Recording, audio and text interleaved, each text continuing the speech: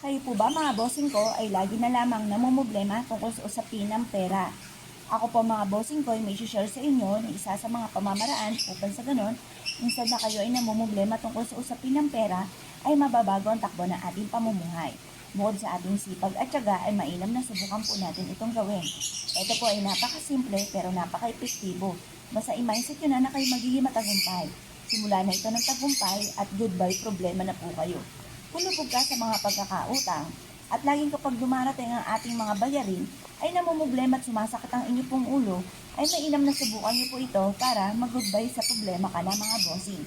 Ngayon pa mga bossing, kailangan po lang natin ng asin at ganun din ang daon ng laurel. Makakatulong po ito upang sa ganun, kayo po mga bossing ko ay magkaroon ng inspirasyon na kayo po'y magiging matagumpay na at lagi kang i-a-adya nito kung saan lagi kayo sa swertihin. Ako po mga bossing ko dati-rate, ni pambili po ng bawang ay wala